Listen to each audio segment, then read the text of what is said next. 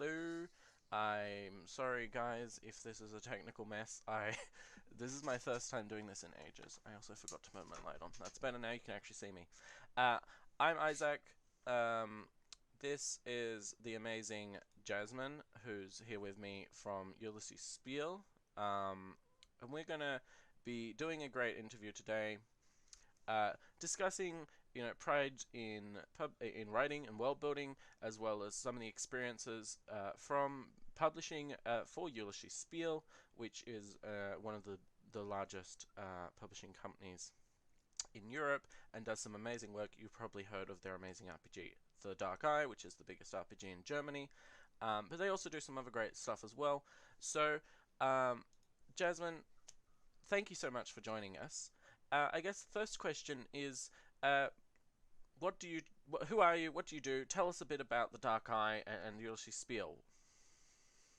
Hey, I'm Jasmin Neitzel. I am the community manager for Ulisses Spiele in Germany, and so I answer a lot of chat questions. I do social media posts, and I try to build a healthy community where people celebrate our games.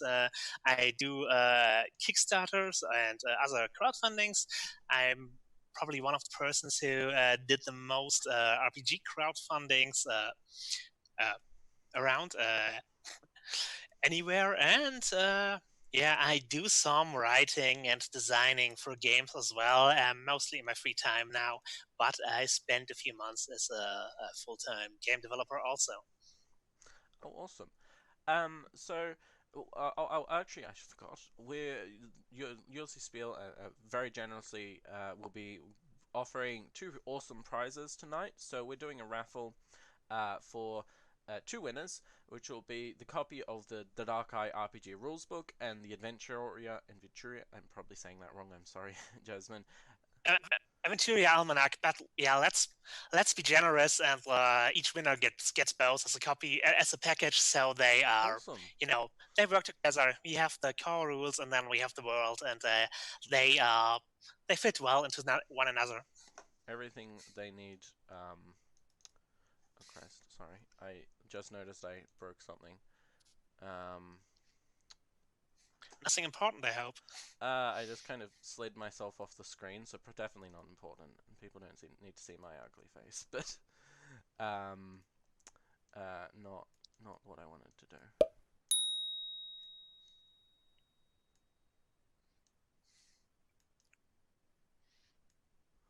There we go. I fixed it. So, anyways, well, I'm so sorry. okay. I'm super embarrassed.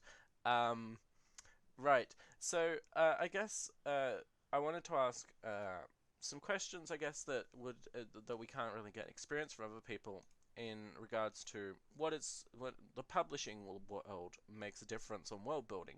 I know we've got a lot of world builders who one day would love to have their own RPG setting that people can play in or do stuff in RPGs. So um, how would you suggest world builders can make the best of their time if they want to do something for publication in the long run? Like, um, are there certain areas they should focus on, or lessons that you've learned for writing for RPGs that you feel that are great that they should know?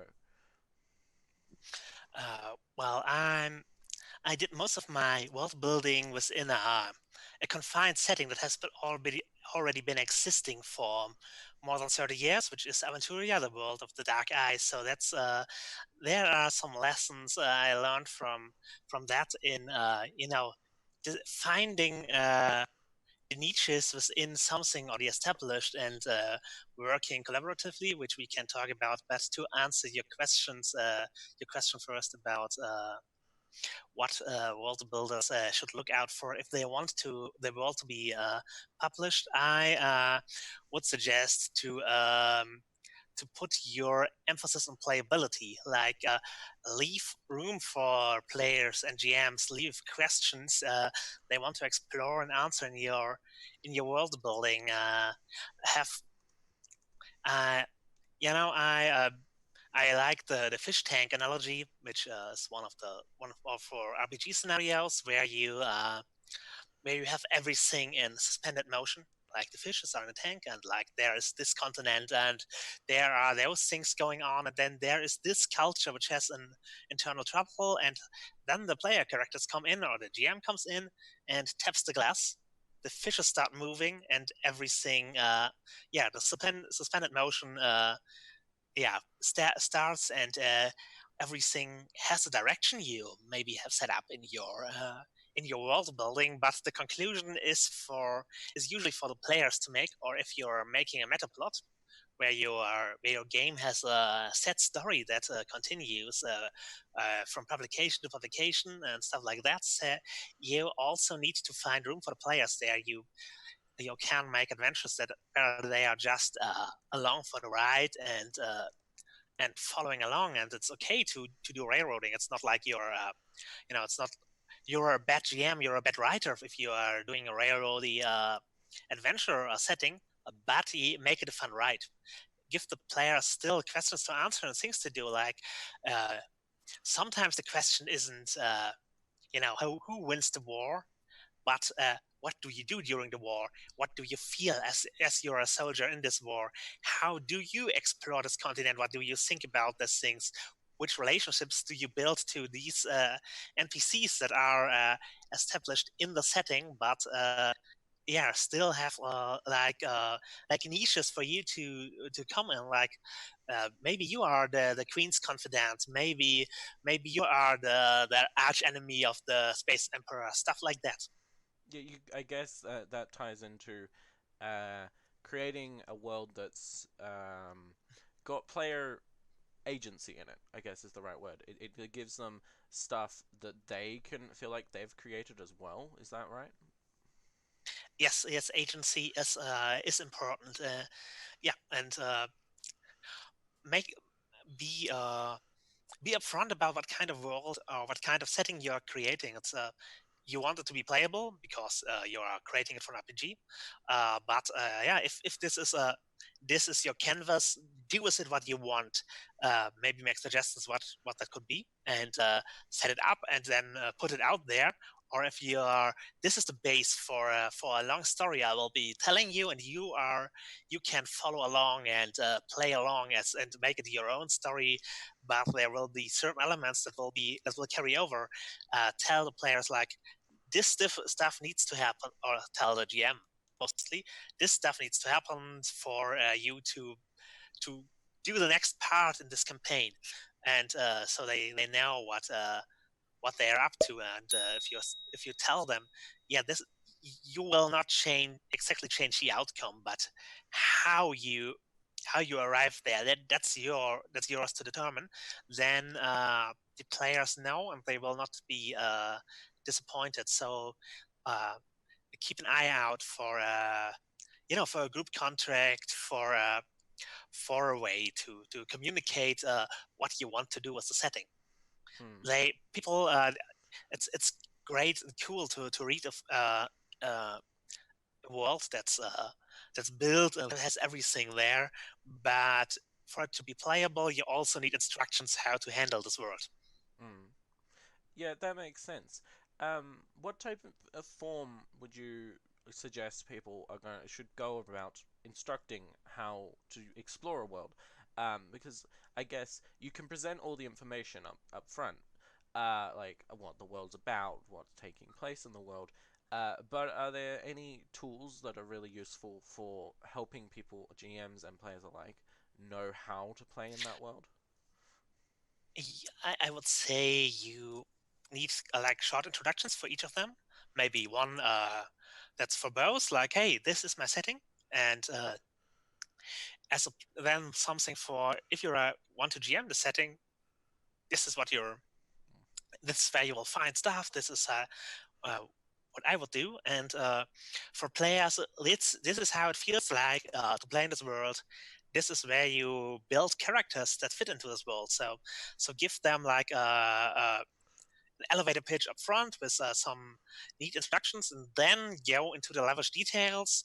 But give them like a guideline where to find what. Like for the Dark Eye, we have like you build the characters by picking a species like human, elf, dwarf, Or then you're picking a culture which is a lot more detailed and nuanced, like you are an anvil dwarf who lives in the depths of the mountains and forges weapons to fight against the dragons. And you're this kind of dwarf, or you're a diamond dwarf who is more like a trickster type whose culture is all about fine arts and creating gemstones and exploring the world. And so you pick this, then you have those cultures, and each of those cultures has a little section, like it's only one page, but it describes what this culture is about, which players need to know when they are creating their character. And by giving the culture this room, you're also sending the message.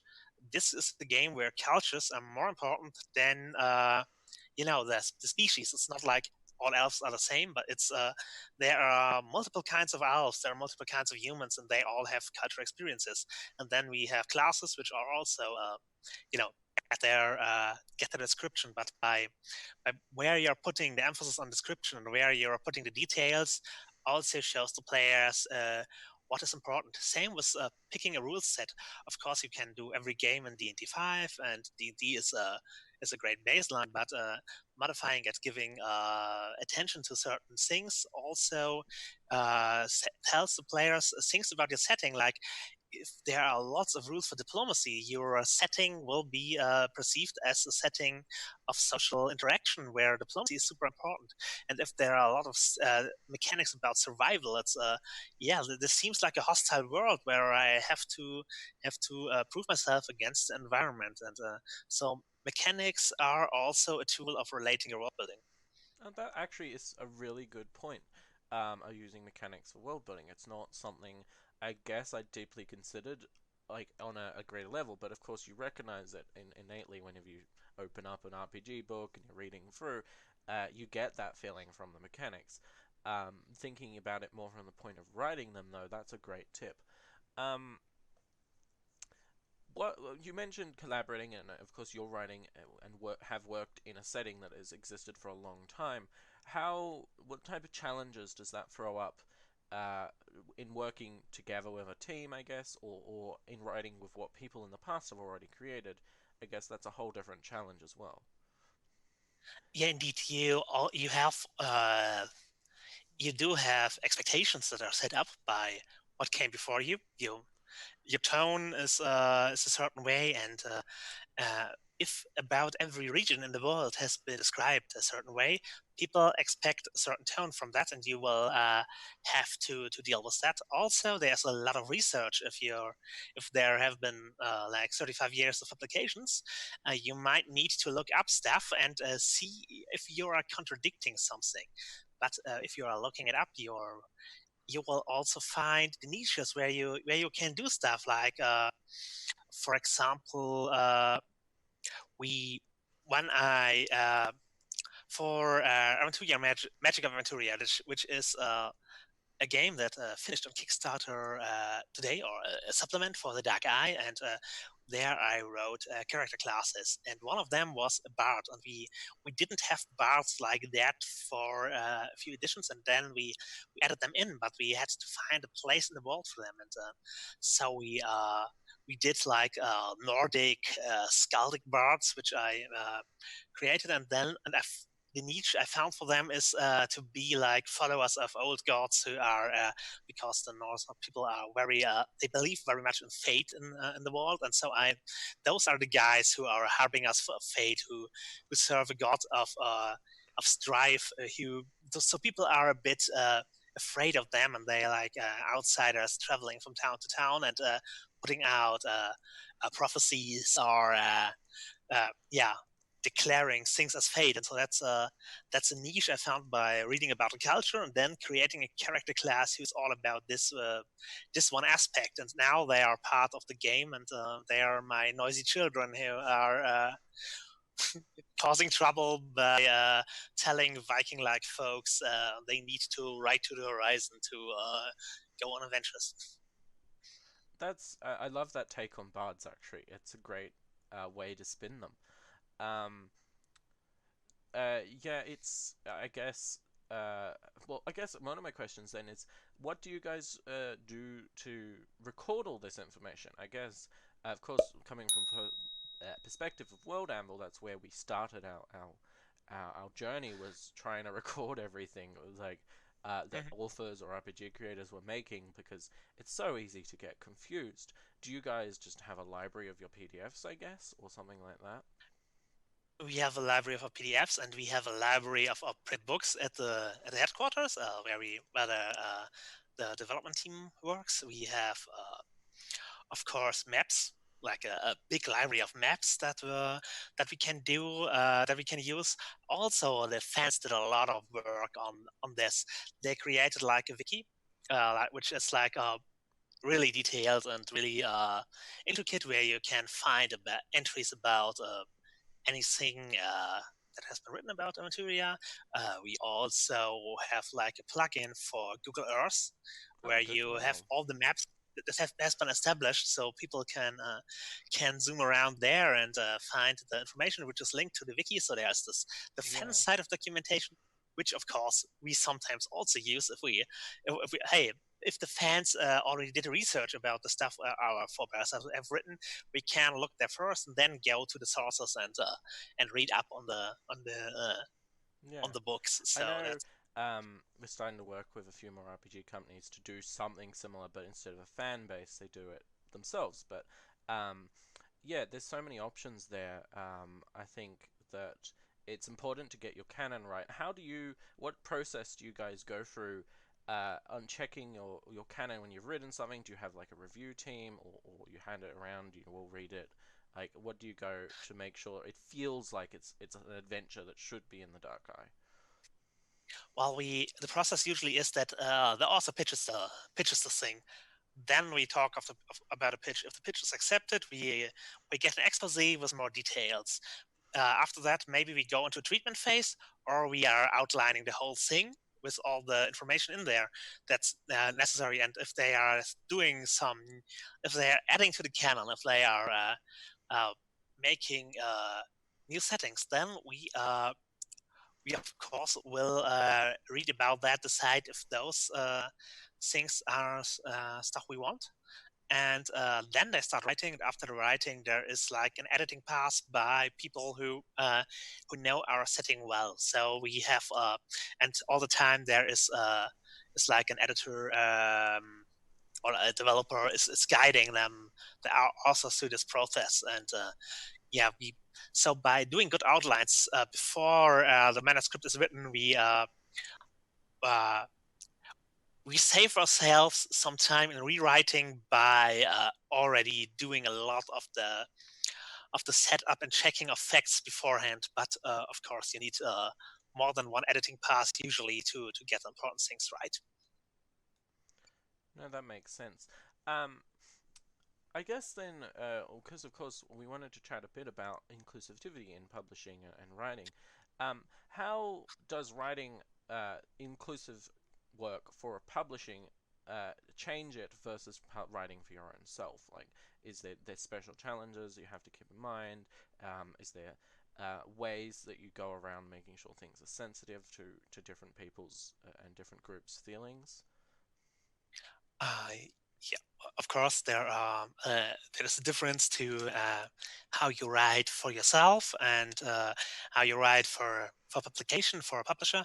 If you're self-publishing, you can basically do what you want and decide who you want to include, what your fans are. If you are doing it for a publisher, of course, there is a line the publisher is providing what they are about, and sometimes this line is might be more progressive than your own values. Sometimes you think they could be more inclusive. They could be uh, they could include more. They could do more, and whatever whenever you are there, you can of course try to push it into one or another direction, but usually there's a line you have to work with as a publisher.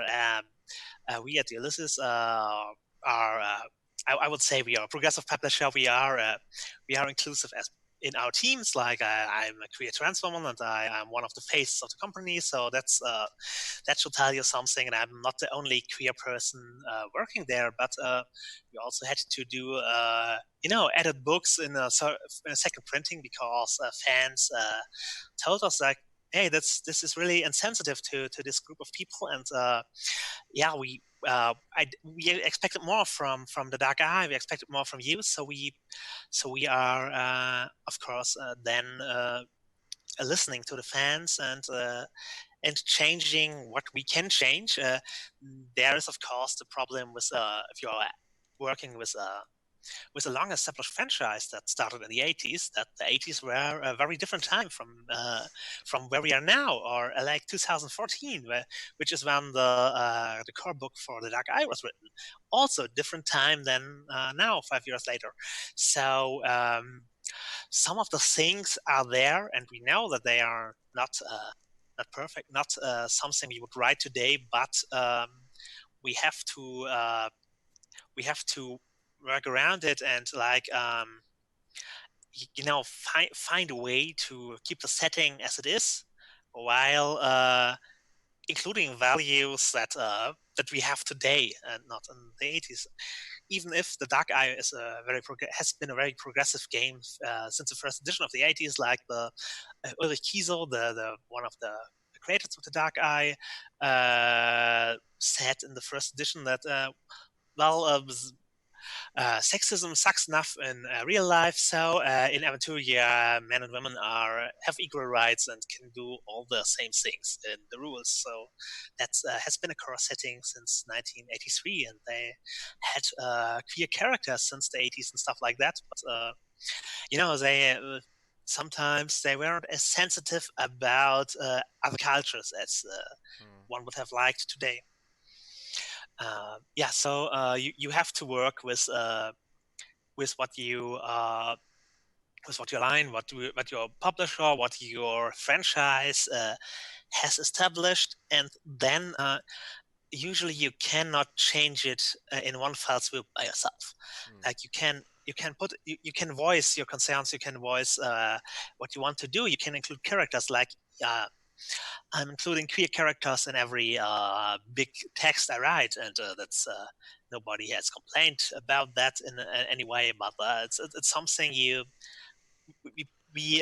think about. And now we have it in every outline that we want to include different body types, different sexualities, different kinds of characters, so that authors are aware that we want those things, and they have to keep it in mind when working about that. But it's a process to get it as something universal, while you as a single author usually can do a lot to write an inclusive and good text. So a publishing house, or if it's a big publisher, or a franchise, a fandom, those are institutions, and they sometimes work a little slower than you can do as your single publisher or your community that already is of a single mind about this thing.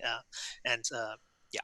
No, that makes sense. I guess talking in regards to creating diverse characters, I personally am a firm believer that having a diverse cast of characters is just going to make your world feel more alive, more realistic, because that's how the real world is. Um, and I think that can't, as long as you're doing it well, and you're not charactering or stereotyping people, that it's going to make your world feel more diverse, and I guess more alive. Um, I guess that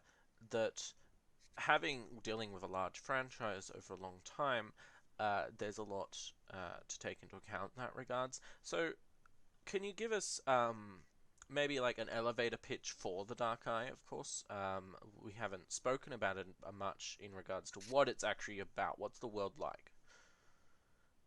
Yeah. Okay, the Dark Eye is the premier role-playing game of Germany. If you want to understand how Germans role-play, this is the game to take a look at.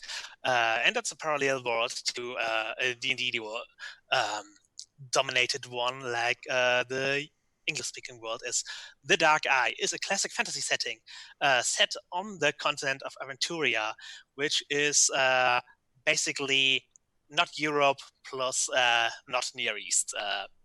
To and it's like in our modern setting. It is a bit more advanced. In the Middle Ages, there is an Age of Sail exploration thing going on, which reaching other continents. Some colonialism, which we try to deal with in a a modern matter where the colonists are not exactly the heroes, so to speak. You have a lot of, on the surface level, you have all your classic fantasy tropes. You have Viking guys. You have noble knights, you have elves, you have dwarves, you have orcs, you have all this stuff. But you can zoom in and you find one of the richest and most detailed settings that has ever been written for an RPG, or I would say any franchise. There's more depth to it than like Glorantha or Westeros, stuff like that. So that we can rival those settings in depth and material that is there, and you feel the detail and the love that people have put in over 35 years there. It's also a very European game.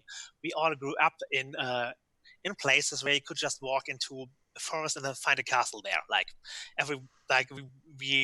We are like in Germany and Austria and stuff like that. So places like that. So that's our inspiration. Also, our culture, of course, shows. We have like Grimian fairy tales are part of it, and yeah. So it's a European game, detailed background, and it rewards assimilationist play style in rules. I would say it's immersing yourself in the world, immersing yourself into your character, making choices in the rules that give your character more detail and backstory is rewarded by how the game and character creation is set up. No, that's awesome. Um, so how did it start? Like who was the creators of the very first version of the Dark Eye? You mentioned this was in the 80s. Yeah, 1983.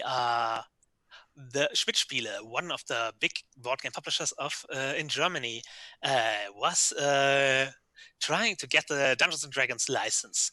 TSR wasn't very nice to them, so they decided, hey, let's do our own game. They got the translators of the D&D edition on board, which were Ulrich Kiso, Werner Fuchs, and Hajo Alpas, and those three guys created the Dark Eye in a few weeks, creating a game that was D&D but not D&D like, and so it was a pretty quick, sloppy beginning. We already felt it already felt very German by the language. It created the images, the characters, and stuff like that. But the detail grew over time.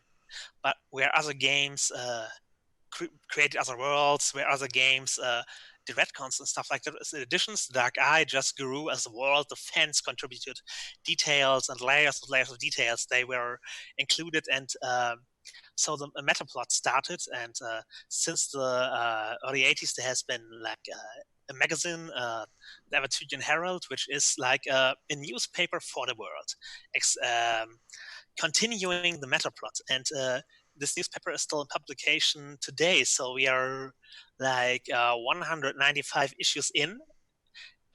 It comes out every 2 months, and so there is this line of meta plots, and a lot of detailed background material has been written by thousands of authors over the last 35 years. The newsletter really interests me as an idea of how to explore your world. Um, how is it written from the point of view of people within the world? Yes, it's written. We have no,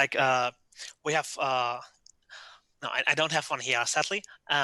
We have it's like a newspaper. It's folded like a newspaper. You pick it up, it can unfold it, and there is like 4 pages of newspaper, just completely in Word document, articles written by characters in the world about happenings in the world. Then there is one page of advertisements because we sent this thing. Yeah, we sent it out, and then you also want to be informed about what is going on in the game line if you are a subscriber to this newspaper.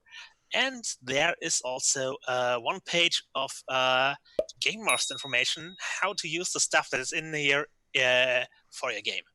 Oh, that's a great idea. I know I've seen a few people in World Anvil kind of exploring telling their setting instead of from, the view of like the god writing it, the third person, of writing it from the point of view of people inside the world.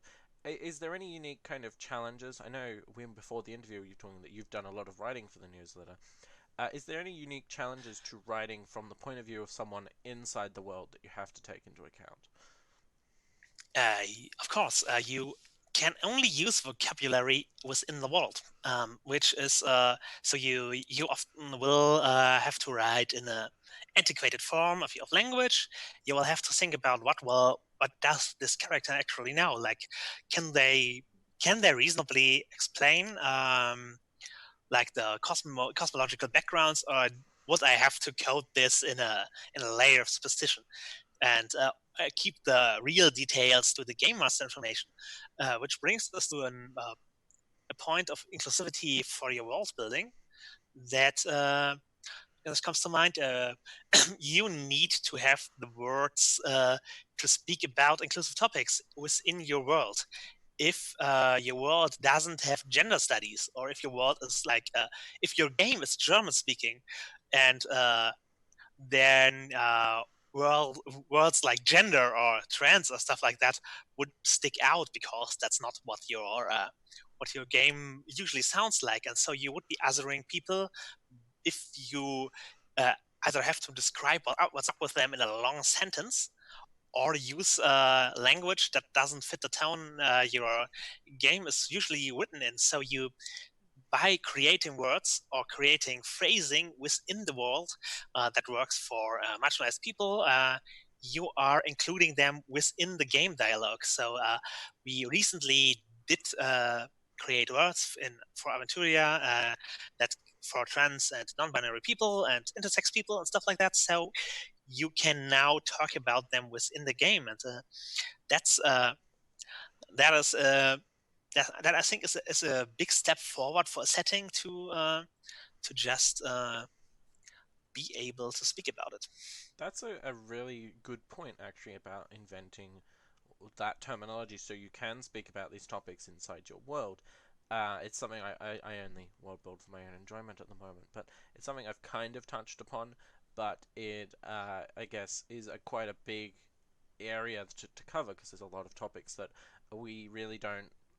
They really didn't have the terminology for in the time period that most RPGs are set in. Um, how did you Yeah, guys go about that process? Sorry, go on. or it takes research to find out that this terminology existed, like hermaphrodite, which is not what you should call intersex people at the moment, but it's a word. It's a word from antiquity. So there were words. There were things you people were talking about. We went by basically picking like one of our fantasy languages within the world that's not German, and then creating a word that people can kind of remember and just saying, now this means trans and stuff like that. We didn't go about trying to fit it into a German grammar or anything. So Okay. it's like, okay, the first words about this concept were within other cultures, like the same way that words like queer and transgender or gender in general uh, uh, were became part of the German language. This, we decided those are becoming part of our Aventurian German language now, just that we are making up the words. Yeah, that's a really good point, actually. How much do you guys do in regards to conlang or creating the languages of Dark Eye? Is that a big part of it, or is it kind of a flavor, just a flavor text? It's flavor by design its flavor, because we do not want players to feel excluded because they did not learn a new language. We created an Elven and Dwarvish alphabet, so they can do writing, but those are basically our alphabets with new letters, so more or less. Mm. So it's easy to just write a German English sentence and use those letters. So that works. And we created like a few examples of grammar, a small vocabulary, so you can say certain phrases, but we don't want people that they have to learn a language, or otherwise, like, players tell them, hey, you're playing your dwarf wrong. A dwarf, that's not dwarvish what you're saying. And no, we want we want the game to be approachable. It's Yeah. again, we are going for playability. Of course, I'm sure we would find some linguist who would be delighted to create a language for us. Or we had also people who were like lawyers in real life who offered to create a code of law for our game, like a written code of law. But sometimes we decide now we want to keep this vague because the players need to work with it still, and we can't. We don't want the GM to actually study the law and get a law degree so he can play like a scene in court with for his game because one of the players wants to lawyer it. So we are keeping we're keeping it vague on purpose. Same with languages. I guess that ties into what we were talking about earlier about giving players agency so they don't feel uh, too suffocated in endless detail and not like they can approach the world and be a part of it themselves. Yeah, it's part agency and part approachability. Like your world needs to be usable. Like of course, a lot of people play role-playing games in Middle Earth, and but Tolkien's world is not like one you can just sit down at a table and play an elf right away. Or Yeah, there's so much at extra least not stuff with behind it. people who have maybe played an elf for 20 years in this. So we this is one of the challenges with long running games too. You need to be aware of the long standing players who put get the game where it is, but you also want to be approachable for new players. Yeah. So, talking about new players, you recently had, or today it ended, the Kickstarter for the new Magic of Aventuria. Um, do you want to tell us a bit about what your plan, well, not plan, sorry, what your approach to that was? You wanted, I guess, to explore the magic of your world more. Indeed, it's like we created it in German. We wrote a book about the magic of the world. There is a lot of different traditions of magic within Aventuria, like bards. I mentioned there are guild mages, which are wizards who are training like at schools. They have their Unseen University, Harry Potter-like school academic careers, and then they, of course, can go out and do spellcasting as an adventurer.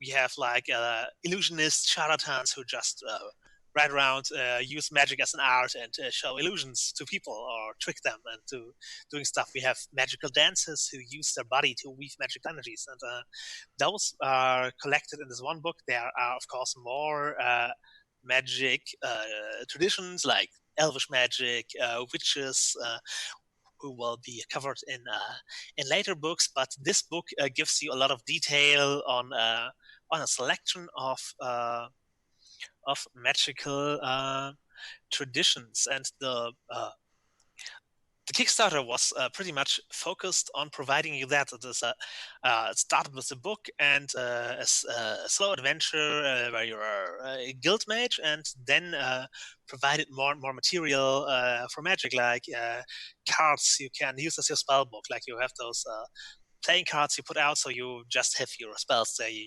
Probably know it from D&D Mm. and other games, and stuff like that was added. So we we focused the Kickstarter on one book and providing as much material as we could get translated for it.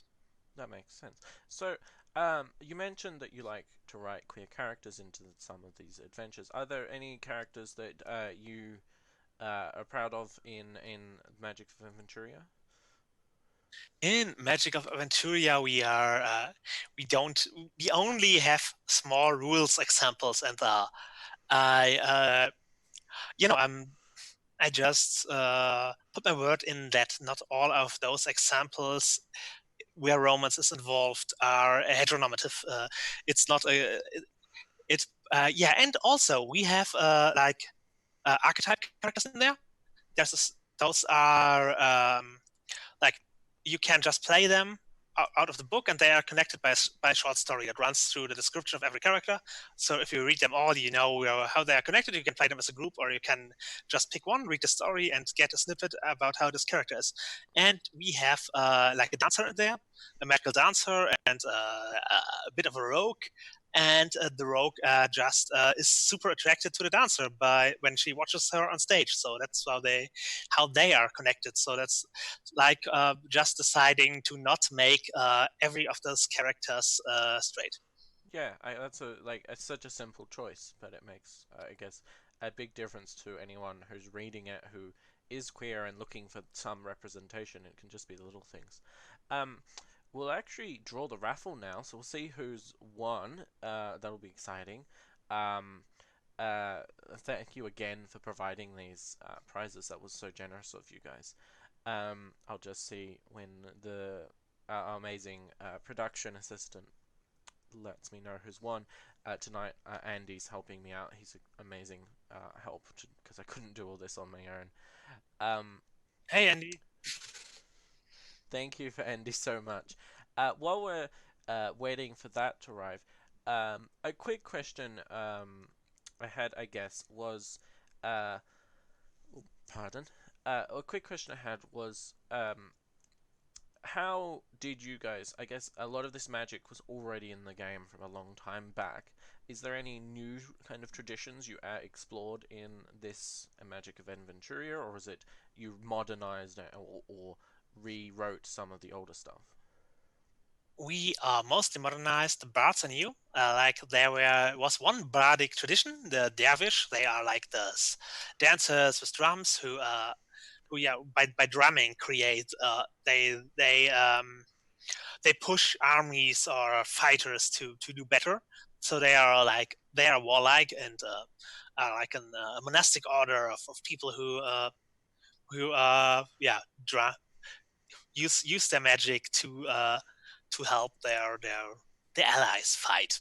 Uh, of course, a bit inspired by Sunni dervish who are singing rituals, but you know with more magic in there. And we used the rules that were used for them as a base to create a broader bardic tradition where we put in like uh, another class inspired by Celtic bards that are in our Celtic-inspired region where they are interacting with the fair folk and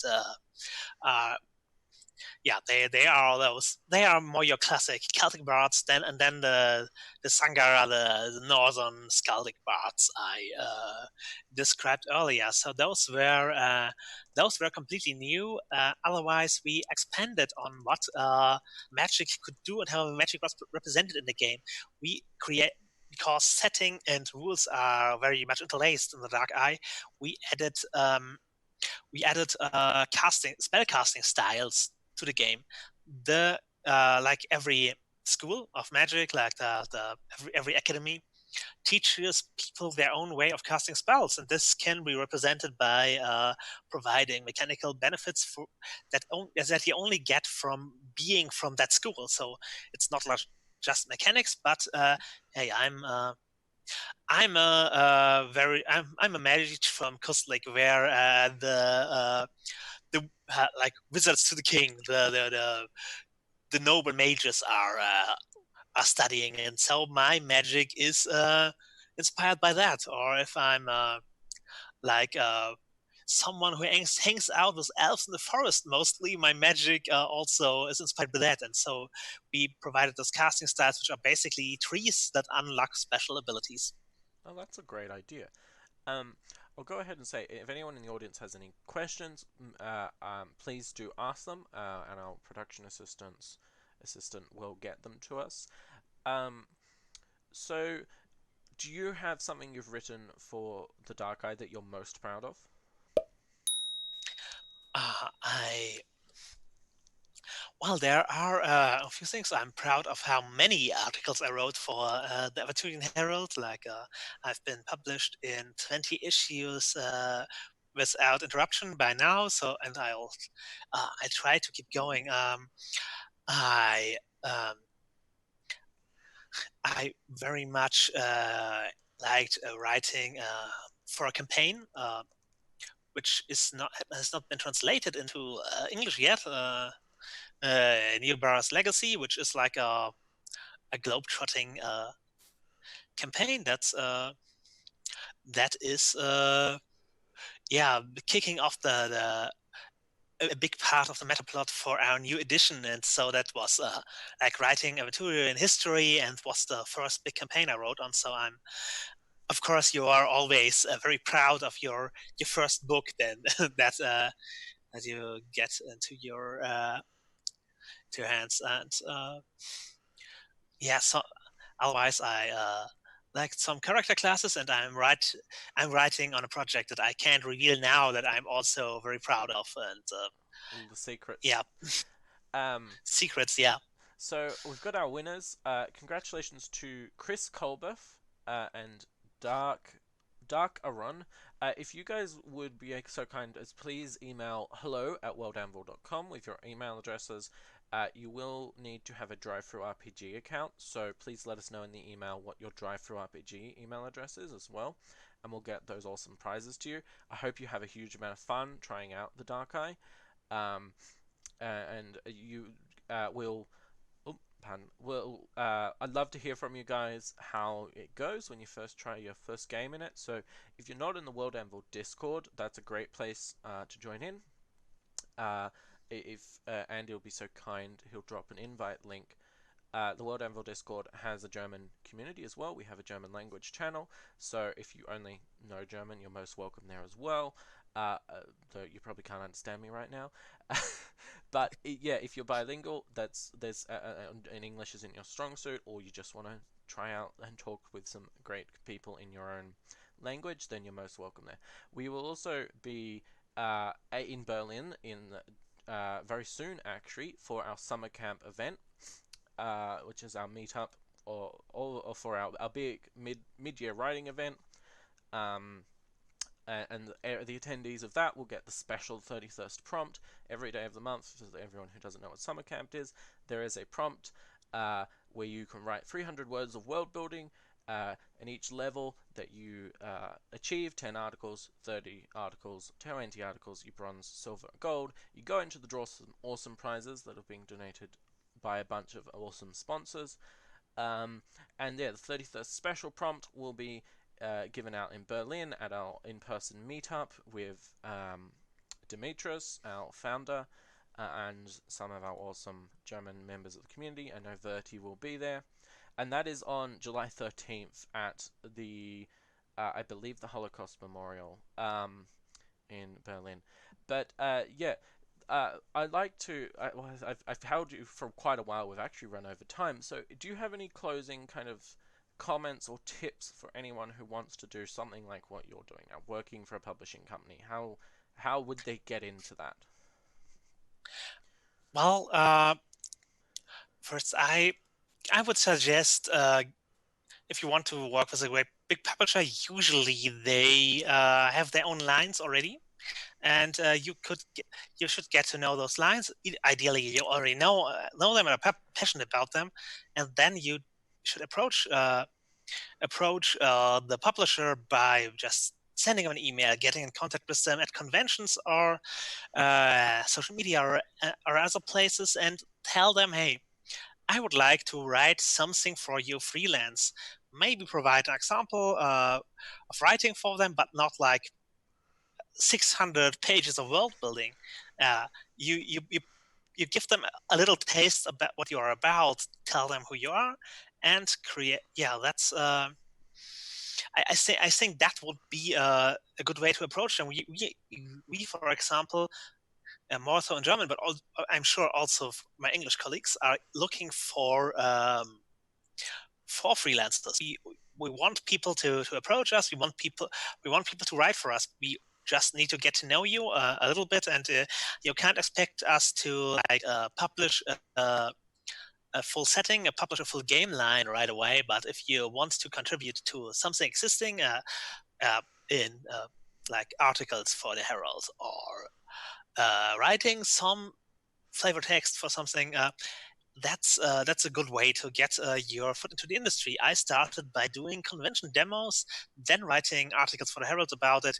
Then one of the convention demos turned into the Barra's Legacy game campaign I talked about, and then I was, after a while of freelancing, I was hired as a developer, and so you you get in touch with a publisher and start writing, and that's how you become a writer, and start game developing. That's because how you become a game developer. Oh, awesome. That's a great bit of advice there to for anyone who's got aspirations to be involved in the RPG industry. Uh, I think this is an amazing time to be involved because it's never been booming better than it has right now, and there's so many amazing creators. We had a question. Uh, how did you were you guys very involved in G plus, and do you find there's a new places your community has gathered, and where can fans of the Dark Eye find the communities for Dark Eye? Well, in Germany, or the German RPG scene, G Plus was smaller than it was for the English indie scene. I personally I'm feeling the loss of of G Plus, and I mostly moved to the Gauntlet, which is a great community for RPG people to hang out, especially queer RPG people. It's a great place. But for the Dark Eye, we are at Facebook for that, and we are in our Twitch channel and our YouTube channel. So we have a Facebook page. That's where we have the most followers. So that's where we are doing our thing. Like, there are 13,000 people following the Dark Eye on Facebook. There are like 8 or 9 thousand people following Ulisses Spiele, Germany, and then there's also Ulisses Spiele International on Facebook, and that's Dark Eye English on Facebook, and those are the places where like our communities interact. There are of course forums that are fan run, but we don't run our own forums anymore. We are going for the social media channels, and yeah, if and the Dark Eye community as an event takes place during during a stream, and where people interact directly, and otherwise it's a social media thing. I recommend everyone to And go check out the Ulisses Spiele uh, Twitch channel, which I think Andy linked earlier. If he can link it again, that would be amazing. But and follow them if you want updates and to be involved. Um, the other thing I was going to say is that you guys are coming to some cons in Germany, I believe, coming up. If people want to see your products in person, where can they find them at a con? they they can find us at CCXP Cologne next week, where we will have 4 days of program and new products and stuff like that. We will be live on Twitch during the whole thing. There will be some English snippets, but it's mostly German. But Yeah. probably cool. It will be cool then. Afterwards, in late July, sorry that I don't have the dates memorized. We will be on. We will be in Berlin for our own Redcon. Also, there will be a program there on Twitch. Then August, our second Redcon, the one in Limburg, there will be more English stuff there. Shane Hensley, who did talk with us and is the creator of Savage Worlds, will be coming over, as well as some of the Ulysses North America folks like Timothy Brown, who did Dark Sun, and a few others. Oh, awesome. So there will be more of an English language track there, but also mostly German. Then later we will have a small booth and a party at Spiel, and we will be at Dreieich, which is a smaller German con which is more regional. And I think that's it for this year, but it is a lot of cons. Keeps you busy doing the con circuit, I imagine. Um, if there's any final questions, let us know in chat. Um, something and someone was curious about. Uh, what's your go-to for RPG safety tools? Like, what is there any systems you've tried out and that you find very useful? As a publisher or me as myself? You as yourself. Me as myself, I'm a big fan of establishing lands and veils. I like open communications. I want people to know what we are getting into. I give content warnings and yeah, so give them something to do beforehand, and then I either use Bree Sheldon's script change or the X card, and or I don't usually use both because the script change can just do something similar to the X card. X card is I would say is my favorite con game mechanic because you can just put it out there, don't spend too much time, and people can just stop whatever they dislike in the moment. And otherwise, I'm in favor of the messy learning thing. AV Alder posts like you. Sometimes you have to try things and learn what you can do, what you want to do by going to these topics, but also be willing to to learn to stop when you go too far. Yeah, either yourself or you can excard yourself if you if you put yourself in an uncomfortable place, and of course listen to your players and respect their boundaries. No, that's a great piece of advice, actually. Avery has some great stuff, actually. Um, so, uh, I guess I've kept you for quite a bit longer than we planned now, but it's been such a fascinating amount of stuff to talk about. I've really loved having you on. Thank you so much for joining us. Um, was there anything you wanted to say in closing? I could do the whole plugging myself thing. You can find me at the Worst RPG on Twitter. That is where I mostly hang out, and of course Ulisses Spiele everywhere. You also get me in my community manager position and cool RPGs. Uh, for all the world building people who want to see a fascinating way, a setting, doing a real life setting as a game setting.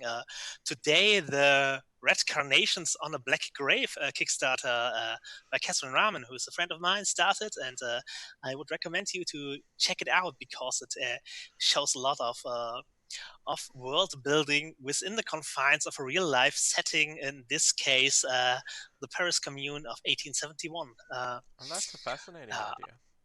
yeah. I'll definitely be checking that one out myself because that's a great idea. I've never really thought about real life as a setting to explore in RPGs that much, which it seems obvious if you think about it, but it's just something that we don't think about. Um, Thank you everyone who's joined us, and thank you so much to Andy for doing the stream production. I know it's getting late for both Andy and Jasmin here. Thank you for having me, and yeah, write queer games. Yeah, no, I think that's a great message to go by. See you guys.